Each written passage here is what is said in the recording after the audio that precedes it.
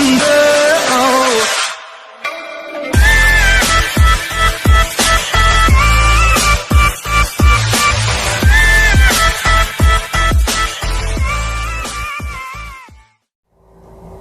โอเคก็สบายดีนะ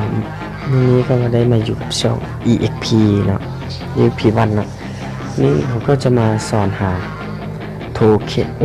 โมเมนต์เนาะหามีดทองเนาะมามีดทองตัวนี้แหละไปเปิดน้ำกันเนาะ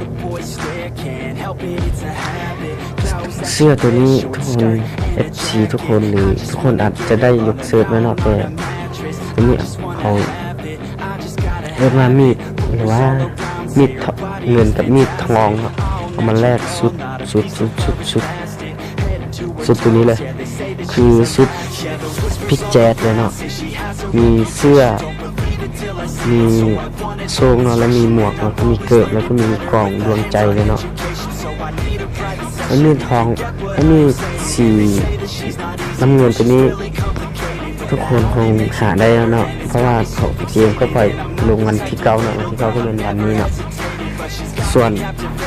ไอ้ตัวมีดสีทองนี่อาจยังขาดไปได้เนาะเพราะว่าเกม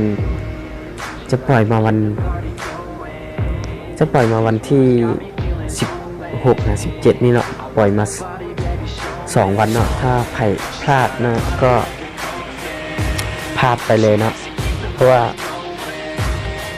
มีดสีทองตัวนี้มันหาได้จากการแบบไทม์ดาเมจให้มันแตกนะเก็บได้เนาะแบบนั้นนะแล้วส่วนตัวนี้นะกิจกรรมตัวนี้ก็ล็อกอินเนาะแล้วก็ล็อกอินได้2 วันแล้วนะก็งงเหมือนกันคือกันนะเกมก็ปล่อยมาวันที่9เนาะได้ล็อกอินได้2 วันตัวนี้ก็เป็นวันที่9เนาะก็ประมาณนี้ก็มาบอกข่าวเล็กน้อยแนวนี้เนาะถ้าใครอยากให้เราสอนอย่างก็คอมเมนต์มาได้เด้อเพราะว่าช่วงนี้เราก็ได้ลงคลิปมานานแล้วนะประมาณเกือบเดือนแล้วเนาะเพราะว่าบ่มีกำลังใจเห็นเนาะขอทุกคนล้าน1 ไลค์ 1 แชร์ขอคนล้าน1 ซับสไครบ์เนาะให้เป็นกำลังใจให้เราเนาะแล้วก็สำหรับสายเติมเนาะมันก็มีสายเติมด้วย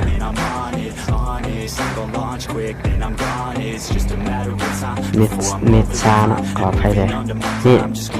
ปืน M60 เนาะมันพวกอัตราการยิง2แล้วระยะมันลดความรีโหลดเนาะสเปซมีสเปซเดต้าสเปซก็อัตราการยิง2ลดความเร็วรีโหลดเนาะสุ่มเทื่อละ19 เพชรเนาะนี่สุ่มเทื่อละ19เนาะ199เที่ยงก็ขออภัยนะแต่คลิปนี้แบบว่าจะนานเกินไปเนาะขอเป็นเราจะมาเติมเอาสุ่มคลิปใหม่เนาะคลิปนี้อาจจะนานเป็นเพราะคนอาจจะเบื่อเขาเนาะถ้าเขาถึง1,000 ซับมื้อใดเนาะเขาก็จะมาแจกทุกคนประมาณ 1,000 เพชรเนาะ 1,000 ย้ำนะ 1,000 เพชรเขาจะสร้างห้องแบบยิงกันเนาะที่1ได้แบบนี้ที่2ได้เท่านี้เนาะที่1ได้เท่านี้เนาะก็อย่าลืมมา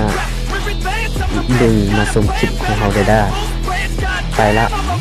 บ๊ายบาย